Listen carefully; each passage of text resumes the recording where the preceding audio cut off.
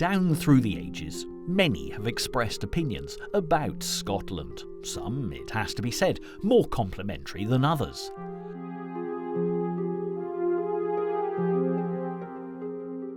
But whether native Scot, holiday visitor, historian or travel writer, one thing's absolutely for certain. Once experienced, Scotland can never be forgotten.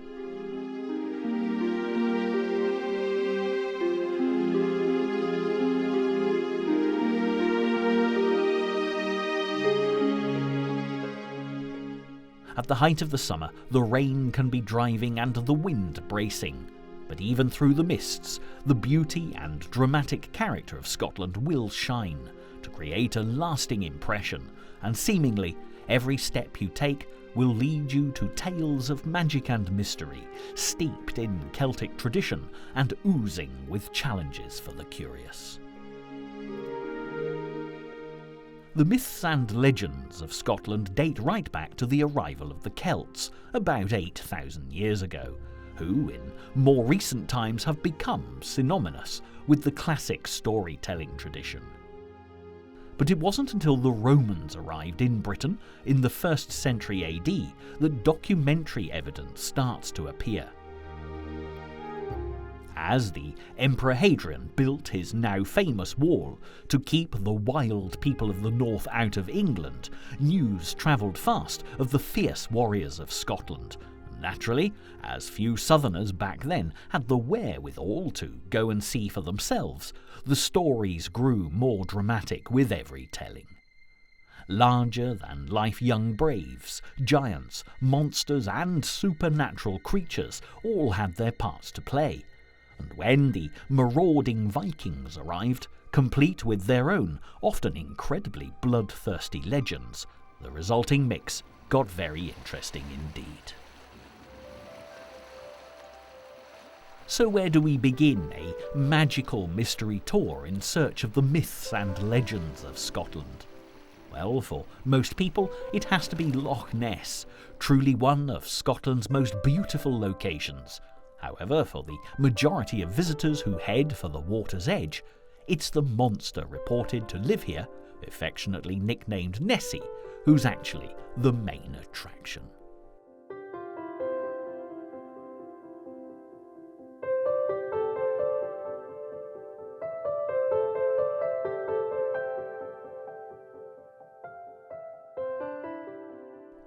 It may seem to be a fairly modern phenomenon, with various photographs of Nessie ranging from out-and-out hoaxes to the enticingly mysterious, regularly appearing, but the story begins many centuries before the advent of photography, with a very famous holy man.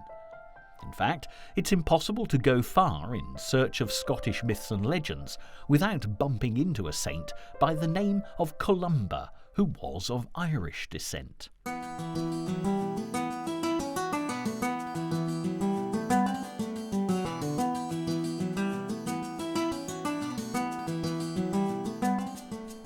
Now, in many respects, there are very tangible links between Ireland and Scotland. If you travel to the Giant's Causeway in Northern Ireland, you're bound to be told the story of the famous giant Finn McCool, who took a great fancy to a Scottish giantess on the island of Staffa. As you would expect in such an affair of the heart, Finn began to build a causeway to get to the object of his desire. And as there are similar rock formations on the Scottish Isle, his lady-love evidently started to build from her side too.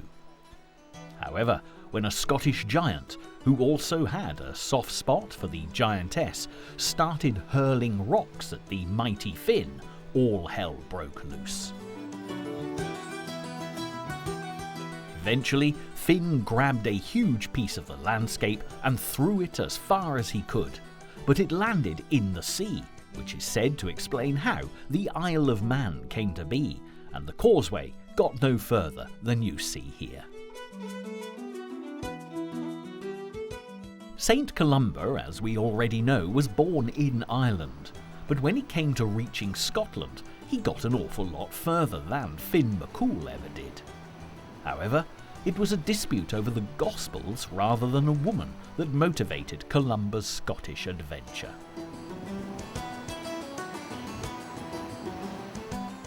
Columba, who lived in the 6th century AD, was a priest and a scholar, and the abbot of his monastery in Ireland, St. Finian, had travelled to Rome, returning with a much prized manuscript of the 4 Gospels of the New Testament. Columba asked permission to make a copy, but Finian refused, so Columba wrote out just a little of the Gospels every night in secret, until he was caught, and St. Finian demanded he hand over the copied document. But Columba fled with his prize, raised an army for protection, and eventually was forced to do battle with the King of Ireland, who St. Finian had called upon to retrieve the manuscript. Columba won the day, but 2,000 men were killed in the process, and as a penance, the future saint exiled himself from Ireland to set sail for Scotland in order to convert as many wild Scots to Christianity as his actions had been responsible for killing.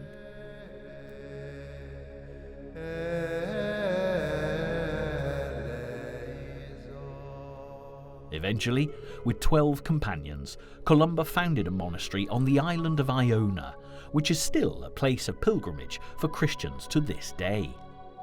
This was Columba's base, but he travelled all over Scotland searching for souls to save, and it was on one such expedition that he found himself in the great glen where Loch Ness lies.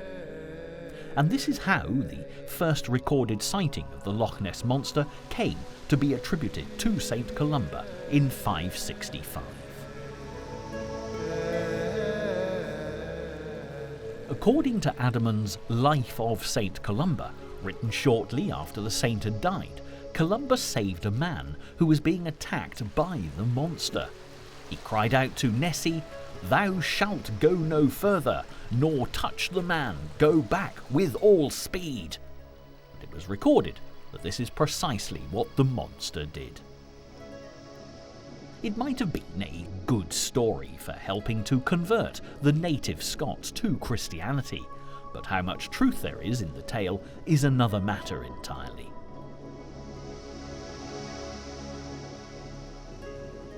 The next rumours to surface came in the late 19th century, but it wasn't until the 1930s that Nessie really began to make headlines.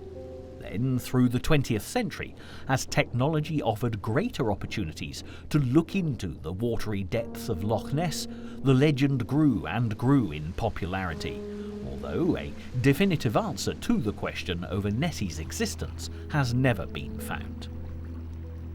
Suggestions that Nessie is, in fact, a plesiosaur, a throwback to the days of the dinosaurs, are very popular, while eels, sturgeon, and giant nematodes have all been cited as possible explanations. However, for those less pragmatically minded, the much-told Scottish legend of the Kelpie is considered to be altogether more imaginative. A Kelpie is a shape-shifting water horse that's believed to haunt the rivers and lochs of Scotland. As a beautiful white horse, the spirit is to be found at the water's edge, where it tempts unsuspecting weary travellers to climb upon its back. Then the creature dives straight into the water, drowning the rider, who will be unable to climb off.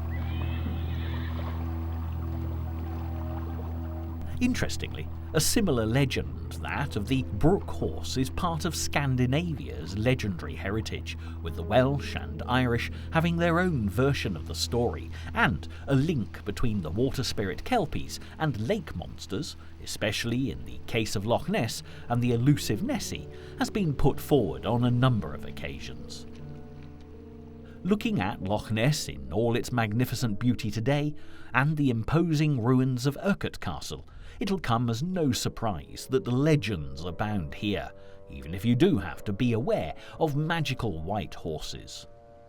Nevertheless, there's an altogether more sinister tale of trouble for unsuspecting travellers in 16th century Scotland. which resulted in an alarming rate of disappearances that, if legend is to be believed, even had the King of Scotland on the case.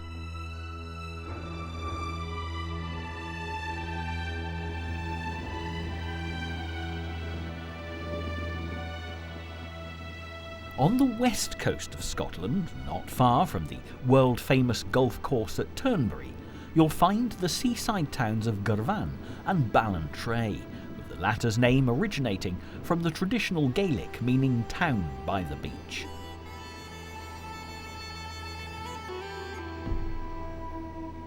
It all sounds very pleasant, but between the two towns, along the shore at Benane Head, there are stories told about a hidden cave, which is associated with one of the most gruesome of all Scottish legends.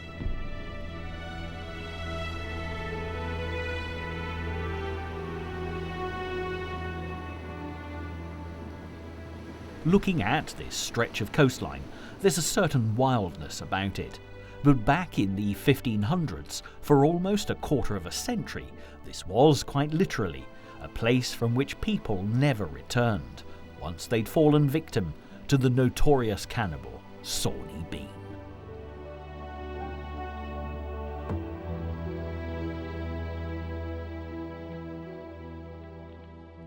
But Sawney Bean did not act alone. With an equally evil woman, he produced a brood of children, and his incestuous clan is thought to have numbered as many as 4 dozen in total. By day, they would hide in their cave, but at night the lawless Beans would ambush passing travellers, kill them, steal any possessions, and then take their victims' bodies back to the cave, where they'd be devoured. Local people seem to have been unaware of a clan of murderers living close by, but needless to say, the regular disappearances did arouse suspicion, and the innkeepers, who were often the last to see the travellers alive, were considered prime suspects. Eventually, the Beans' unorthodox lifestyle came to an end when they ambushed a farmer and his wife riding home from Ballantrae. The man put up a tremendous fight, but in the fray, the woman fell to the ground, where her attackers cut her throat, and to her husband's horror, started to drink her blood.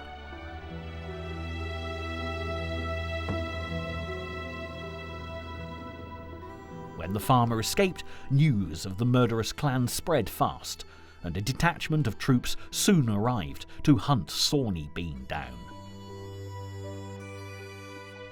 When the cave was found, it was littered with human remains, and the Beans were quickly rounded up and captured. They were taken to Edinburgh's Tolbooth jail and executed without trial the following day. Like so many legends, there's no substantiating evidence, and historians are dubious about the story to say the least. However, cannibalism was not unknown in this part of Scotland during medieval times, and this could explain how the legend of Sawney Bean first began.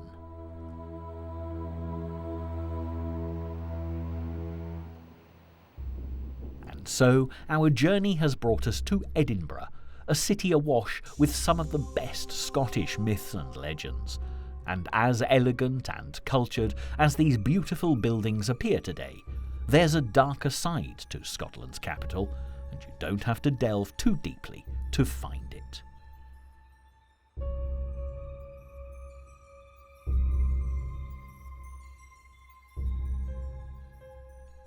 Now, along with Sawney Bean, there are 2 other names that have gone down in Scottish history for kidnap and murder. But in the case of Burke and Hare, the most notorious body snatchers of all time, they had no intention of eating their victims, because by 1827, corpses were far too valuable to be consumed.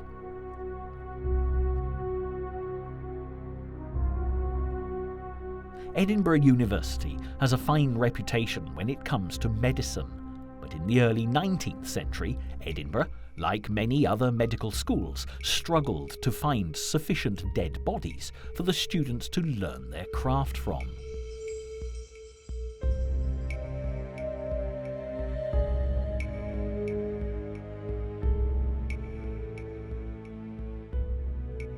So, when Edinburgh's anatomist in residence, Robert Knox, paid Irish labourers Burke and Hare £7 for the corpse of a lodger who'd died owing rent, he really started something. At that time, the usual sources of corpses for the medical college were from the workhouse or the hangman's gibbet, and Burke and Hare saw an opportunity to make a great deal of money. Hare's mistress ran a lodging house, where Burke and Hare lured unsuspecting souls, often vagrants or prostitutes, whose passing was unlikely to be noticed. The victims were plied with drink and then suffocated, so as not to leave any marks on the body, and by the next day had been sold to Knox, ready for dissection on the surgeon's table. It's thought Burke and Hare dispatched 16 victims in this way, but when some of the medical students recognised the body snatcher's 10th victim, prostitute Mary Patterson, having no doubt availed themselves of her services, an investigation was launched. There was a public outcry, and when the body of an old Irish woman was spotted under the bed at the lodging house, Burke and Hare were charged with her murder. To save his own skin, Hare turned king's evidence and was released, leaving Burke to hang for their dastardly crimes. Edinburgh's grass market today is very popular with tourists and absolutely delightful. But when Burke was hanged close by, 40,000 onlookers crowded into this area to witness the event. Complaining to the last that Surgeon Knox still owed him £5, Burke was hanged and his body taken to the university for dissection, but the crowd was still not satisfied with the outcome. To avoid a riot, the people were admitted up to 60 a minute to see true evil, as the top of Burke's head had been removed so they could look into the mind of a murderer. In an ironic twist, many of the medical students removed pieces of Burke's skin to sell as souvenirs, while Hare, by all accounts, died in poverty on the streets of London.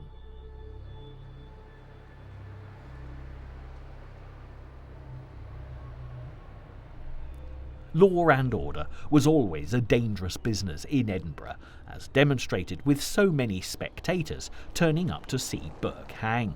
And today, there's a bizarre custom that surrounds the spot where the old Tolbooth jail used to stand. Just outside the unmissable St Giles Cathedral, if you look down to the ground, you'll see the Heart of Midlothian, a fine mosaic of stones which marks the location of the much-hated prison. It's said that local custom demands you spit upon the spot, but as that would be extremely antisocial, this is perhaps one urban legend that's best noted but not acted upon. However, not all of Edinburgh's legends are quite as gruesome as that of Burke and Hare, and if you find yourself in the vicinity of Greyfriars Kirk, you'll discover a real shaggy dog tale. The story of this churchyard has plenty of horrible history, and is where the Covenanter movement was brutally crushed. Ever since the Emperor Hadrian built his wall, the independent spirit of the native Scots was renowned the world over, and they fought as fiercely to worship in the way that they chose as they did for every other freedom they held dear. Consequently, when England, in the person of King Charles I, forced a new prayer book on the people of Scotland in the 17th century, there was a rebellion, and the Covenanter movement was formed. But, as often proved to be the case throughout history, the Scots would suffer greatly for their principles, and when the Covenanters were defeated at the Battle of Bothwell Brig, those taken prisoner were brought to this churchyard, which was used as a makeshift jail. You can still see the old Covenanters' prison sign, testament to the plight of the 1,000 or so Covenanters left here for 5 months, exposed to the elements and virtually starved. Many died, as you can see at the Martyrs' Memorial, but invariably it isn't the Covenanters who bring tourists to this historic spot. Instead, a very different memorial at the gates of the churchyard appears to be the main attraction. This statue of a Skye Terrier called Bobby is actually a listed building thanks to Historic Scotland, and the legend of Greyfriars Bobby, the name the little dog is better known by, is a great favourite with locals and visitors alike. The Victorians were very partial to melodrama, especially when there was a tragic ending, and the story of Greyfriars Bobby fitted the bill perfectly. The dog belonged to a night watchman called John Gray, who died in 1858 and was buried in the graveyard at Greyfriars Kirk. The faithful terrier is said to have spent the rest of his days sat by his master's grave, and as he outlived John Gray by 14 years, Bobby became something of an Edinburgh institution. When Bobby died in 1872, a simple inscription was carved upon his memorial saying, "Let his loyalty and devotion be a lesson to us all," and it looks as if the most photographed dog in Edinburgh is as popular as ever.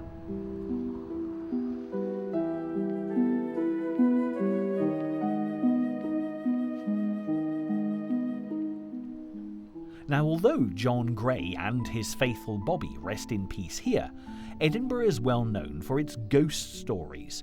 There have been some legendary tales down through the ages of supernatural manifestations all over the city. We can actually start here in Greyfriars Churchyard, where visitors to the Covenanters' prison have experienced being pushed and pulled by unseen forces, only to find themselves covered in cuts and bruises the following day.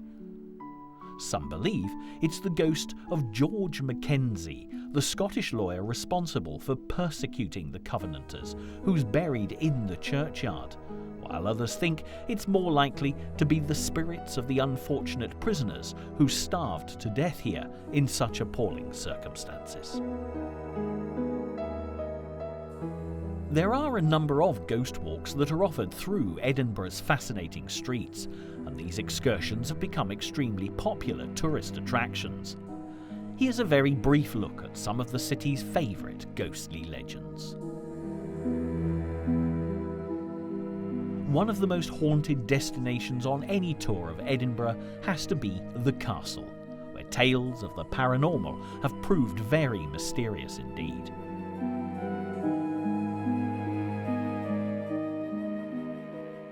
There was a time when French prisoners of war were kept in the dungeons, and if you look carefully, you'll see the graffiti they left behind.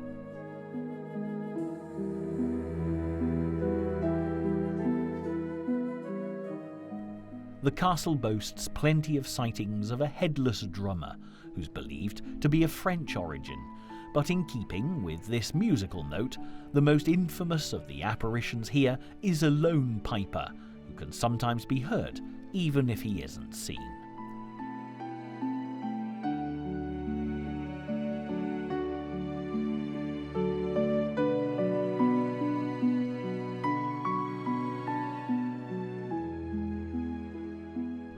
Legend has it that there are secret tunnels running beneath the Royal Mile from the castle all the way to the Palace of Holyrood at the far end. Way back in history, the piper was sent to investigate whether this was true or not, the idea being that he could be heard above ground and his progress monitored. All seemed to be going well, until after some distance he could be heard no more, and the piper was never seen again. Well, in human form that is. Nobody ever discovered what happened to the man. However, the ghostly laments of the Phantom Piper have been regularly reported around the castle and along the Royal Mile, with many reported sightings.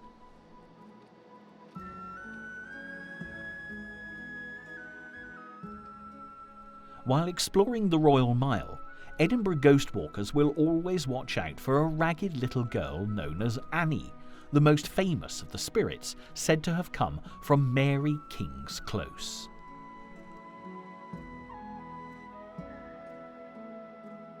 Finding the narrow, winding alleyways that Edinburgh is so famous for can be fascinating, and Mary King's Close, back in 1645, was boarded up when bubonic plague hit the overcrowded city.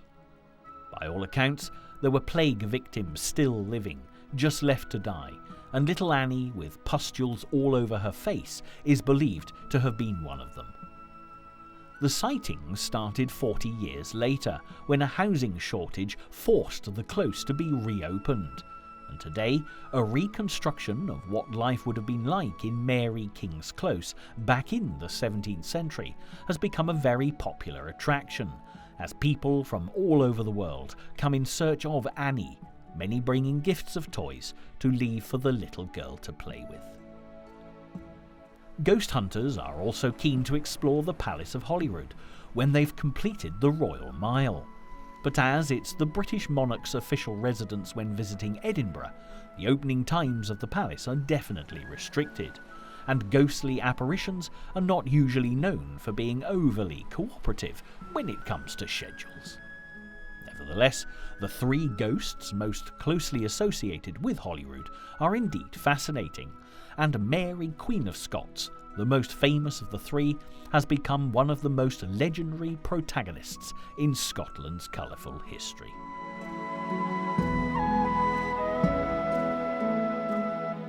Mary became Queen of Scotland when she was just a week old, but back in 1542, being of royal blood could be very dangerous, and King Henry VIII, south of the border in England, saw this as an opportunity to take the crown of Scotland for himself.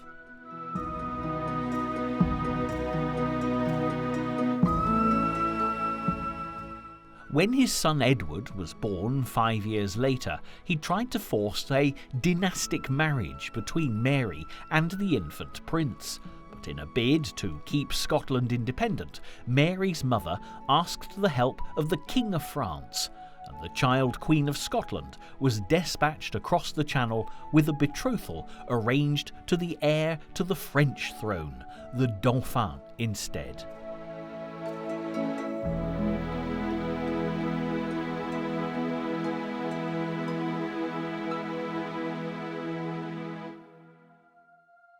With an alliance with France, Henry VIII's avaricious designs on Scotland were thwarted, and as soon as the royal couple were old enough, they married in Notre Dame Cathedral in Paris. And when the old king died, Mary and Francois II were crowned the new king and queen of France.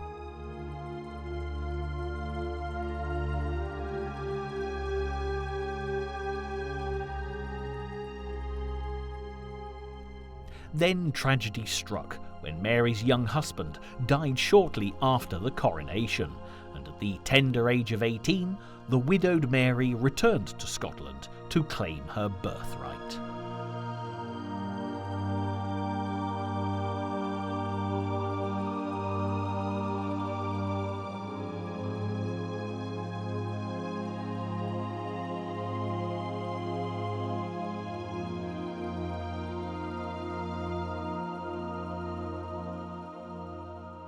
By this time, Henry VIII and his son Edward had both died, and Mary's cousin Elizabeth I was now Queen of England.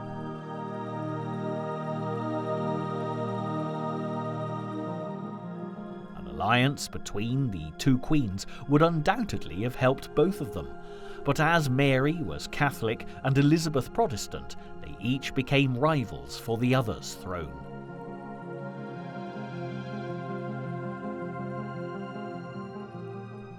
But Mary's troubles really started when she married her cousin Lord Darnley, the second of the 3 ghosts in question at Holyrood, where the wedding took place.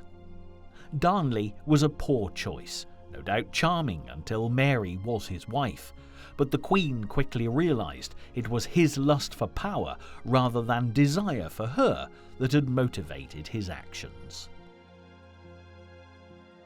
Despite the stormy relationship, Mary became pregnant, but it didn't bring the couple together, and matters deteriorated further when Darnley, amongst others, murdered the Queen's private secretary and closest friend, David Rizzio, here at Holyrood, quite literally at her feet. The third of our trio of ghosts is of course the unfortunate Rizzio, and delve a little deeper into the story, and the plot definitely thickens. Mary was 5 months pregnant when this happened, and many believe Darnley was actually afraid that his own child, if a son, would rob him of all his power, so he committed the bloodthirsty crime in the hope that his wife would miscarry. The history books certainly paint an unpleasant picture of Darnley, but there's another explanation for these tragic events. There's been much speculation that Mary and Rizzio were lovers, and the child she was carrying was Rizzio's and not Darnley's, making revenge a more probable motive for murder.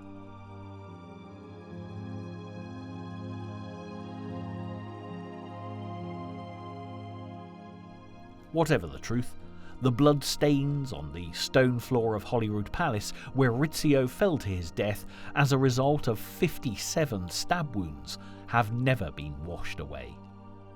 The story goes that despite centuries of scrubbing, the blood stains always come back as a grisly memorial to David Rizzio and his untimely death. Mary did survive, as did her child, a son, who went on to become King of Scotland and then England when Elizabeth I died unmarried and childless.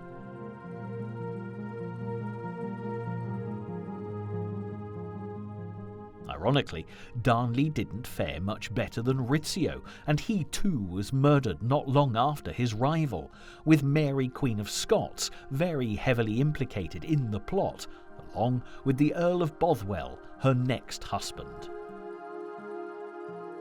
It was yet another disastrous marriage, and eventually, hounded by the Scottish nobles, Mary fled to England to throw herself upon the mercy of her cousin Elizabeth, who kept Mary a prisoner for almost 20 years, before having the Queen of Scots executed for treason. Mary's bad luck dogged her to the very end, because, by all accounts, the axeman who beheaded her took 3 attempts to fulfil his duty.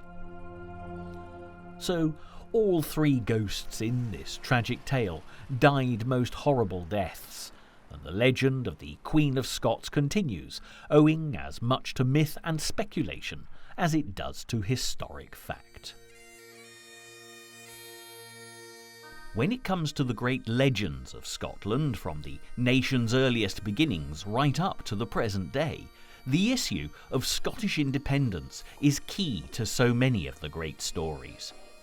The epic heroes of the history books have become larger than life, and as you enter Edinburgh Castle, through this magnificent gatehouse, there are 2 statues stood either side of you that really do have a story to tell.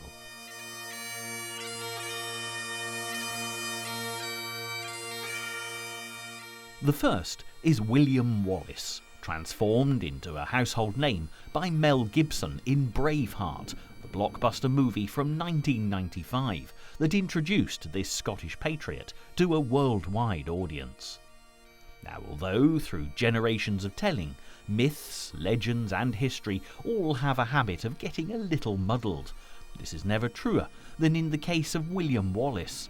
But to set his story in context, we need to take a quick look first at the Scottish clans. You don't have to go far in Scotland to find tartan, whether in the form of traditional clothing or on shortbread tins. The MacDonalds, MacLeods, Stuarts, Gordons and Campbells, to mention but a few, all have clan tartans, dating back to the times when Highland society was divided into tribal groups led by clan chiefs. They were tough times, and a chief counted his wealth by how many warriors he could muster rather than how much money he had, and fighting between the clans, often over cattle rights, was brutal. The tartan kilt was developed for the clansmen as an all-weather garment that doubled as a blanket for sleeping out in the wild, and it identified their loyalties. But by the 13th century, the clans of Scotland were anything but united. And this is where the legend of William Wallace begins to gain momentum. When Edward I of England set his sights on Scotland, his brutal tactics left the Scottish clans reeling. In 1296, he stole the Stone of Destiny from Scone Palace, which was a precious artefact used in the coronation of Scottish kings, and took it to Westminster Abbey, where he had it built into his coronation chair. His vicious attempts to subjugate the clansmen almost succeeded, not least because the Scots were still as busy fighting each other as they were the English. Then along came William Wallace, who was able to unite the clansmen to fight together, and his victory at the Battle of Stirling Bridge in 1297 served notice that Edward I had a fight on his hands if he wanted Scotland. Nevertheless, with infighting and betrayal rife, Wallace was defeated at the Battle of Falkirk, and although he escaped, he was eventually captured and taken to London, where he was hung, drawn and quartered.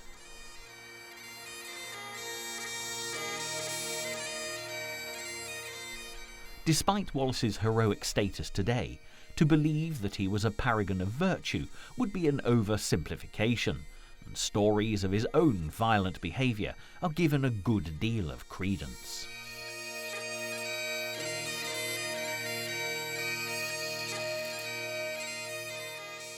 The other statue at the gatehouse of the castle is that of Robert the Bruce, who some believe was implicated in the demise of Wallace. However, he rose to the task of driving the English out of his homeland and became King of Scotland in 1306. There's a delightful Robert the Bruce legend that's still told to children to this day to encourage them to persevere, no matter how hard a task might be.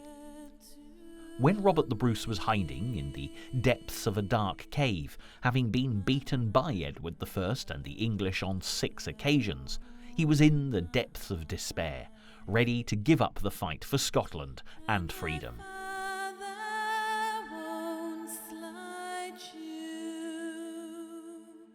Then he spotted a spider trying to spin a web at the mouth of the cave, but each time it tried to attach the first thread, the wind blew the spider off course.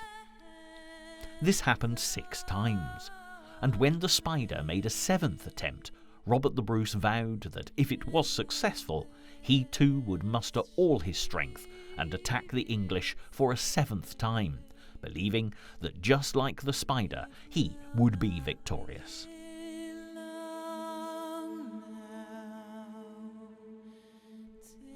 This is where the well-known expression, "If at first you don't succeed, try, try, try again," is thought to have originated from, and of course in the legend of Robert the Bruce, when he fought the English at the Battle of Bannockburn in 1314, he did succeed, and assured Scottish independence for many years to come. Now, as we know, hanging on to Scotland's freedom wasn't always easy, which Mary, Queen of Scots, discovered to her cost. But moving on to the 17th century, when England and Scotland had become a united kingdom, the rising of the Jacobites, determined to restore the House of Stuart to the British throne, started a whole new crop of Scottish myths and legends. One journey now brings us to arguably one of the most dramatic and beautiful places on earth, Glencoe.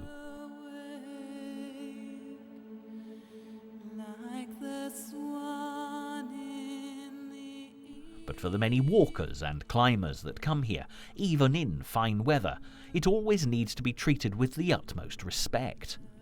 When the mists descend, the mountain passes can quickly become treacherous, so appropriate footwear and clothing is always essential, however beautiful the day might be. So when you hear the ancient tales of ghostly screams echoing across the valley, you might quite logically assume that it's the spirits of those lost on the mountains, warning anyone following in their footsteps to take care. But this is far from being the case. In this beautiful valley, something truly terrible happened in 1692 that's gone down in Scottish legend as the Massacre of Glencoe.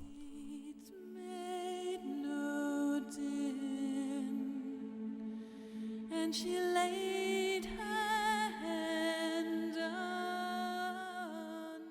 Having already established that there was great rivalry between many of the Scottish clans, matters got considerably more complicated when the Stuart king, James II, was replaced by his son-in-law, William of Orange.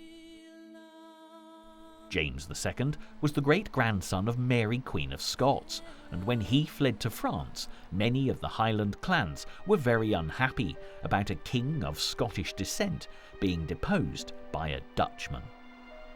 Eventually, with trouble brewing north of the border, the new king demanded each of the Highland clan chiefs swear an oath of allegiance to the crown by the end of 1691.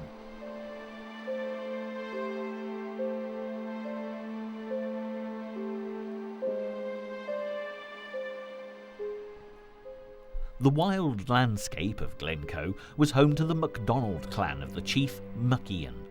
An old man, Macian held out to the last, but when he realised he was risking a battle he couldn't win, as all the other clan chiefs had capitulated, he hurried off to Fort William to take the oath.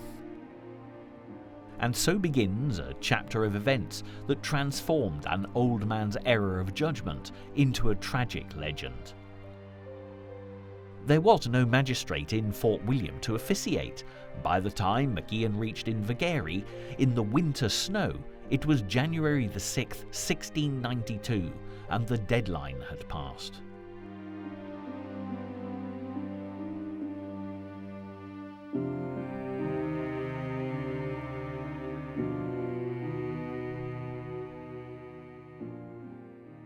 There'd been little love lost between the MacDonalds and rival clan the Campbells down through the ages, and the Campbells welcomed the opportunity to obtain royal backing to take revenge on their neighbours, attacking them as Jacobite rebels. In February, 120 Campbells arrived in Glencoe, led by Robert Campbell, and with no reason to suspect treachery, the MacDonalds provided them with Highland hospitality. For 12 days, the Campbells were entertained by the MacDonalds, but when the order was given to attack from Signal Rock, high up on the hillside, the Campbells brutally killed every MacDonald man, woman and child they could find, while any who escaped froze to death on the precipices where they'd fled. The huts were then burned and the livestock taken, and the legend of the MacDonald ghosts of Glencoe began.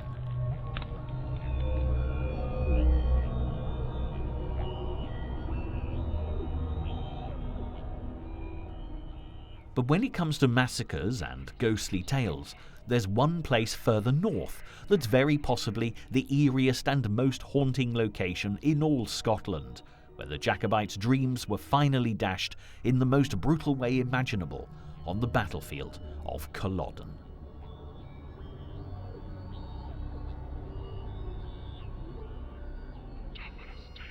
For many people, the image of the legendary romantic Highlanders belongs to the Jacobite risings, and the most romantic figure of all has to be the Bonnie Prince, grandson of the deposed James II.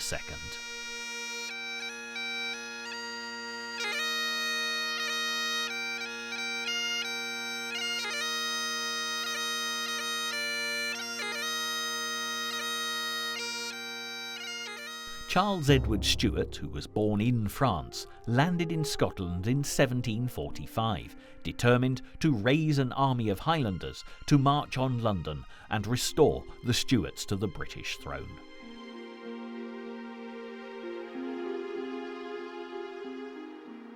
Now, ironically, by this time there were many people south of the border who supported the young pretender, as the Bonnie Prince was known. William of Orange was king by virtue of being married to a Stuart queen, but when he was succeeded by her sister Anne, who died childless, it really was the end of the Stuart line, and German relations, the Hanoverians, were invited to take the united throne of England and Scotland. The first Hanoverian, appropriately George I, was exceedingly unpopular, and in 1745 his son, George II, was liked little better by his subjects.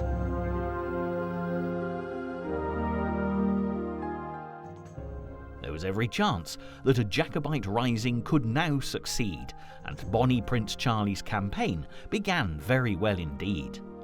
At the Battle of Preston Pans near Edinburgh, the prince defeated the English forces commanded by Sir John Cope, but failed to capitalise on the advantage. The Jacobites stayed in Edinburgh for an inexplicably long time, and it was November before they marched on England, enabling George II to build a huge army of more than 10,000 men under the command of his son, the Duke of Cumberland. Even so, the Bonnie Prince had ample opportunity to take London, and got as far as Derby before his nerve failed him. Had he continued, who can say what might have happened? But instead, on the false advice of English spies, he retreated, believing Cumberland's huge army was close by, when it was in fact miles away.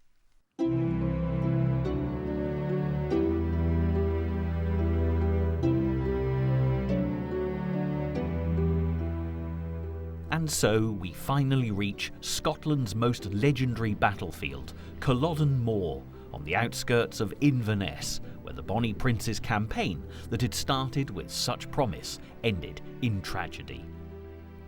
After the long march in retreat north, the Highlanders were exhausted, and Culloden was far from an ideal place for them to engage the enemy. In battle, the Scots were best suited to fighting on steep hillsides, where they had a distinct advantage on home terrain over the English. But at Culloden, the battlefield was flat and covered a vast area. The Jacobite army was heavily defeated by the Duke of Cumberland's troops, and when astride his white horse, he raised his sword and ordered no quarter to be given. He signalled the start of an appalling massacre.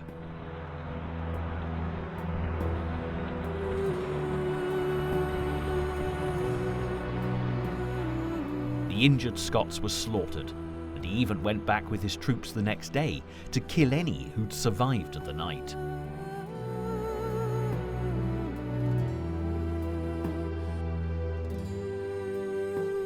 It'll therefore come as no surprise that ghostly screams, groans and cries for help have been widely reported across the field of battle from those fateful days in 1745 right up to the present day.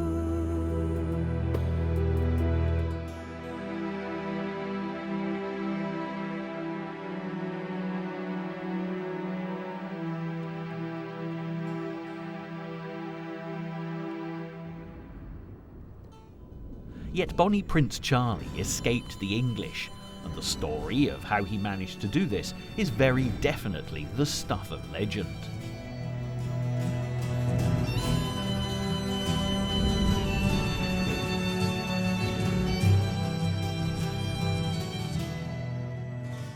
The familiar tune you can hear is the Sky Boat Song, because so famous had the legend of what happened after Culloden become, it's actually been integrated into Scottish folk heritage. The lyrics tell of Bonnie Prince Charlie's incredible journey across the sea to the Isle of Skye in a small rowing boat with the lovely Flora MacDonald, a brave local heroine who dressed the prince as her maid to help him to safety. Baffled our foes, stand by the shore, follow they will not dare. Speed, bonny bird, like a bird on the wing, onward the sails try.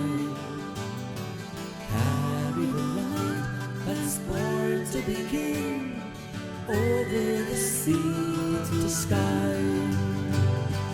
Though the waves leap, some shall you sleep, ocean's royal bed. Here on the Isle of Skye today, a visit to Dunvegan Castle is fascinating. But interestingly, the MacLeod clan chief at the time didn't support the Jacobites and was involved in the hunt for the Bonnie Prince. Nevertheless, there are Jacobite relics here that once belonged to Flora MacDonald. That's born to begin, over the sea to sky. How this came about is a legend in itself, and what happened to Flora is far more interesting than what happened to the Bonnie Prince. Eventually, Charles Edward Stuart escaped back to France, despite there being a huge price on his head, and in 1788, at the age of 68, he died, poverty-stricken, in Rome, having taken to drink. The Scots he left behind suffered terribly at the hands of the English authorities, who, terrified by the wild Highlanders who almost got to London, made swift reprisals. The clan chiefs were stripped of their authority. The wearing of kilts and tartan in any form was outlawed, while owning weapons or playing the bagpipes was considered treason and punishable by death. Anyone who'd supported the Jacobite cause was hunted down, including Flora MacDonald, who in the end emigrated to America to get away from persecution. Her time spent at Dunvegan Castle on Skye was purely a family matter, as years later her daughter married the tutor to the young clan chief and lived at the castle, so naturally Flora came back to visit, leaving her possessions to her family here when she died. But Flora's treasures are not the only intriguing relic here, and the legend of the fairy flag of Dunvegan is a Scottish myth not to be missed. But how the relic came to be owned by the Clan MacLeod isn't altogether clear. Some say that a chief stumbled into a fairy hill, where he fell in love with a beautiful maiden who married him, but on the understanding that after 20 years she would need to return to the fairy folk. When the time came, the distraught chief held onto her gown, and the fabric strip now known as the flag came away in his hands. Other accounts tell of it magically appearing on the crib of a sleeping infant clan chief, while it's also been attributed to another MacLeod clan chief, who said to have torn it from the hem of a she-devil's skirt he fought while on crusade in the Holy Land. Whatever its origins, the legend states that when the Clan MacLeod is facing disaster, waving the flag will bring them help from the spirit world. The flag can only be used 3 times, and so far it's been flown on 2 occasions. The first time was when a clan chief, while just a tiny child, was mortally ill, and the flag restored him to health. The second time was in battle with a rival clan, when the MacLeods were being beaten, but after the flag was waved, they were victorious. Who knows if it will ever be needed a 3rd time, or if the ancient, delicate fabric would turn to dust before it could summon aid. It's a wonderful story, and so typical of the delightful myths and legends of Scotland that so effortlessly mix real history and mystery against a backdrop of some of the most majestic scenery you're ever likely to see. Sadly, we've now run out of time, long before every legend has been told, because you'll discover tales of mystery wherever you go north of the border, and hopefully, having explored just a few of Scotland's most traditional tales, you'll be inspired to come and see for yourself the places where magic still happens, and each new generation adds its own twist to the myths and legends of Scottish folklore.